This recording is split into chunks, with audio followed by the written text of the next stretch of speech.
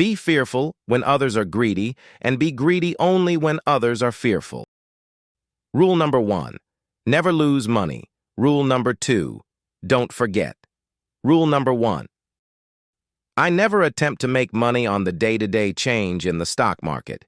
In fact, I purposely buy on the assumption that it'll close tomorrow and not reopen for 5 years.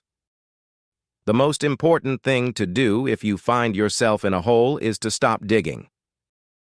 When a brilliant management tackles a business with a reputation for bad economics, it is the reputation of the business that remains intact. When you combine ignorance with debt, you get some pretty interesting results. Wide diversification is only required when investors don't understand what they're doing. Life is like a snowball. The important thing is finding wet snow and a really long hill.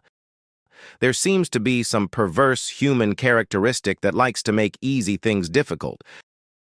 Time is the friend of the great company and the enemy of the mediocre.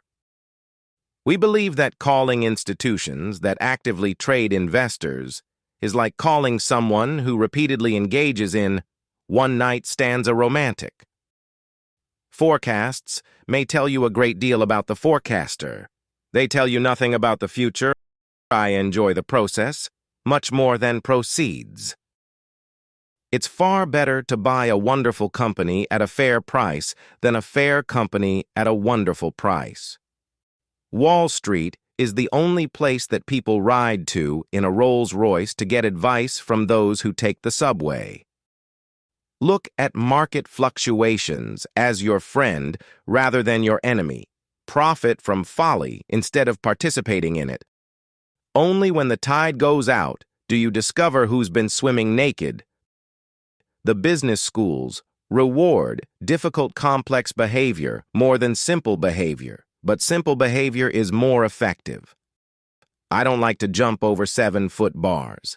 Instead, I look for 1-foot bars that I can step over.